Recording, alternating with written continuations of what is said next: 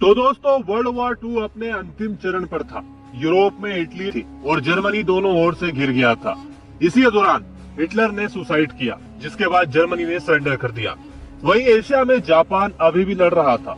Japan को अच्छे से पता था कि हार तो तय है, लेकिन वो अपनी कुछ शर्तों के साथ सरेंडर करना चाहता था, इसीलिए बिना शर्त सरेंडर को तैयार नहीं था। जबकि अमेरिका लगातार जापानी शहरों पर बम बरसा रहा था। इसी दौरान अमेरिका ने 3 अगस्त और 9 अगस्त को जापान के 2 प्रमुख शहर हिरोशिमा और नागासाकी पर परमाणु बम गिरा, जिसमें लाखों जापानी आम नागरिक पल भर में ही भाप बनकर उड़ गए। इन परमाणु बमों से जापान को बहुत बड़ा धक्का लगा, लेकिन उससे भी बड़ा धक्का लगा सोवियत यूनियन को, स्टालिन को, क्योंकि स्टालिन को अमेरिका और ब्रिटेन की तरफ से ऐसी कोई जानकारी नहीं दी गई थी कि परमाणु बमों का इस्तेमाल जापान पर होगा। अब जब स्टालिन तक यह खबर पहुंची तो स्टालिन ने आनंद फानंद में ही 9 अगस्त को जापान पर हमले की घोषणा कर दी, ताकि थोड़ा बहुत जापान का हिस्सा तो हाथ में आए। तो दोस्तों वीडियो की शुरुआत हो चुकी है। मेरा नाम है विकास और आज के इस वीडियो में हम बात करने वाले हैं जापान पर सोवियत यूनियन के इन्वेजन के बारे में। तो आइए शुरू से शुरू करते हैं। दोस्तों जापान और सोवियत यूनियन की दुश्मनी काफी पुरानी है। इससे पहले जापान सोवियत यूनियन को युद्ध में हरा चुका था, जब सोवियत यूनियन रशियन एम्पायर के नाम से जाना जाता था। चाइना के मंचूरिया और कोरियन पेनिनसुला पर जापान और रशियन एम्पायर दोनों की नजर थी, जिसमें जापान ने जीत हासिल की और मंचूरिया तक का क्षेत्र अपने कंट्रोल में ले लिया। 1930 के दशक में सोवियत यूनियन और जापान की सीमा में कई सारी घटनाएं हुई, जैसे 1938 में लेक हसन की लड़ाई, 1939 में चोल की लड़ाई। इन घटनाओं को युद्ध तो नहीं कह सकते, क्योंकि दोनों देशों ने एक दूसरे पर वॉर डिक्लेयर नहीं किया था। फिर भी ये लड़ाई काफी बड़े स्तर पर लड़ी गई थी। हालांकि बाद में दोनों देशों ने बातचीत के जरिए इसे सुलझा लिया और अप्रैल 1941 में एक पैक्ट साइन किया, जिसके अनुसार ये एक दूसरे पर हमला नहीं करेंगे। और अगले 4 सालों तक दोनों देश इस वादे पर कायम भी रहे। दोनों ही देशों ने एक दूसरे पर हमला नहीं किया। जब जर्मनी पूरी ताकत के साथ सोवियत यूनियन पर हमला कर रहा था, उस दौरान सोवियत यूनियन ने ईस्टर्न सीमा से अपने सारे सैनिकों को वेस्टर्न सीमा पर लाकर खड़ा कर दिया था, जिन्होंने जर्मनी को टक्कर दी। हालांकि यहाँ जापान चाहता तो सोवियत यूनियन पर हमला कर सकता था, लेकिन नहीं किया। अब यहाँ आप जापान की ईमानदारी कह लो या मजबूरी कह लो, जो भी हो, लेकिन सोवियत यूनियन को बड़ा फायदा हुआ। स्टालिन पूर्वी सीमा पर बेफिक्र था, उसका पूरा ध्यान जर्मनी पर था। लेकिन जब स्टालिनग्राड में सोवियत यूनियन को जीत मिली और जर्मनी की हार अब तय दिखने लगी, तो स्टालिन का रवैया बदलने लगा। स्टालिन ने अपने भाषणों में जापान की निंदा करनी शुरू कर दी और पूर्वी सीमा में अपनी स्थिति बढ़ा दी। नवंबर 1943 में तेहरान कन्वेंशन हुआ, जिसमें लाइट पावर की त्रिमूर्ति शामिल हुई थी। इस कन्वेंशन में चर्चिल और रूजवेल्ट ने दोनों ने सहमति दी थी कि जर्मनी के हारने के बाद सोवियत यूनियन जापान के खिलाफ युद्ध शुरू करेगा। 1945 की शुरुआत में जापान समझ गया था कि सोवियत यूनियन जापानीज मंचूरिया पर हमला करने की तैयारी में है। हालांकि जापान यह भी अच्छे से जानता था कि जब तक जर्मनी सरेंडर नहीं करेगा, तब तक सोवियत यूनियन जापान पर हमला नहीं करेगा। फरवरी 1945 में याल्टा कन्वेंशन हुआ, जिसमें स्टालिन ने वादा किया कि वो जर्मनी की हार के 2 या 3 महीने के अंदर ही जापान पर हमला करेगा, लेकिन इस शर्त के साथ कि उसे पूर्व में भी कुछ हिस्सों पर कंट्रोल मिले।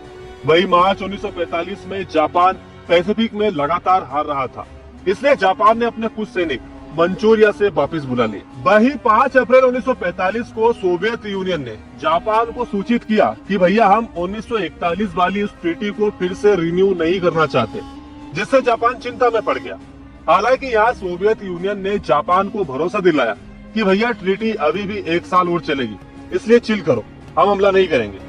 इसी बीच 8 मई को जर्मनी सरेंडर करता है और याल्टा सम्मेलन में दिए गए वादे के अनुसार सोवियत यूनियन को 1 महीने के बाद जापान पर हमला करना है। हालांकि इस दौरान जापान ने बार बार सोवियत यूनियन से बात करने की कोशिश की, ताकि ट्रीटी को फिर से रिन्यू किया जा सके।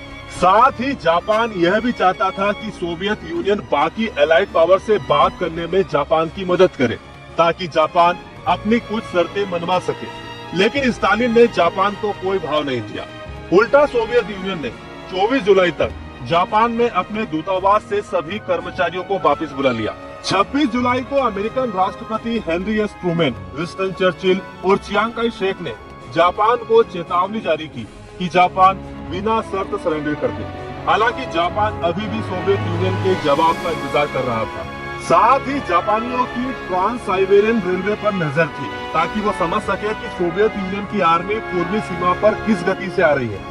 वही सोवियत यूनियन जापान पर हमले का प्लान तैयार कर रहा था, जहां ईस्टर्न सीमा पर सोवियत रेड आर्मी की कमान मार्शल अलेक्जेंडर के हाथों में थी, जिनकी कमान में करीब 12 लाख रशियन सैनिक थे, 3700 टैंक और 3721 एयरक्राफ्ट थे।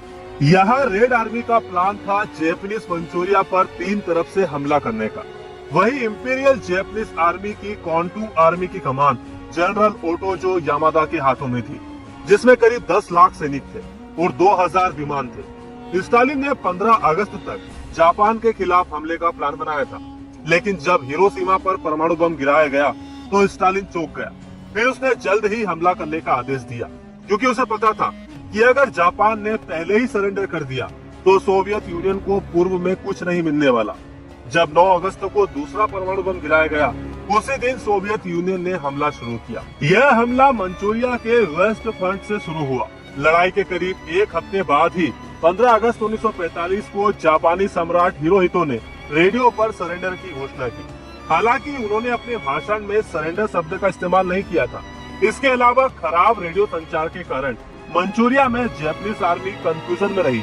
उन्होंने लड़ाई जारी रखी, जिसके जवाब में सोवियत रेड आर्मी ने अपने हमले और तेज कर दिए।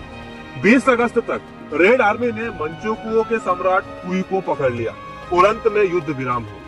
सोवियत आर्मी कोरिया तक पहुंच चुकी थी, जिसके बाद अमेरिका ने सोवियत यूनियन को 38 पैरेलल लाइन के तहत कोरिया को आपस में बांटने का ऑफर दिया, जिसे सोवियत यूनियन ने फटाक से एक्सेप्ट भी कर लिया।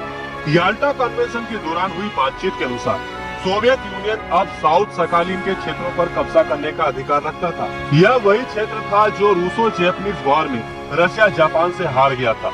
इसके अलावा कुरिल आइलैंड्स पर भी सोवियत यूनियन का परमानेंट कब्जा हो गया। दोस्तों, सुयोशी हसेगावा जैसे कई इतिहासकारों के शोध के अनुसार जापान परमाणु बम गिराने के बावजूद भी सरेंडर को तैयार नहीं था। इसलिए अमेरिका ने तीसरे परमाणु बम को गिराने की योजना बना ली थी। लेकिन जब सोवियत यूनियन ने जापान पर हमला किया तो जापान के पास कोई रास्ता नहीं बचा था, क्योंकि जापानी किसी भी हाल में कम्युनिज्म को अपने देश में नहीं चाहते थे। जापानी सरकार ने सोचा कि सोवियत रेड आर्मी जापान में घुसे, उससे अच्छा है कि अमेरिका जापान में घुसे। इसीलिए सोवियत यूनियन के डर से जापान ने सरेंडर की घोषणा की थी। हालांकि दोस्तों, यहाँ जापान के सरेंडर को लेकर इतिहासकारों के अपने अलग अलग मत है। वैसे दोस्तों, बात भी सही है, अगर जापान में सोवियत यूनियन घुस जाता तो शायद वियतनाम और कोरिया की तरह जापान का भी यही हाल होता, क्योंकि सोवियत यूनियन और चाइना की मेहरबानी से आज उत्तर कोरिया का हाल हम देख ही रहे हैं।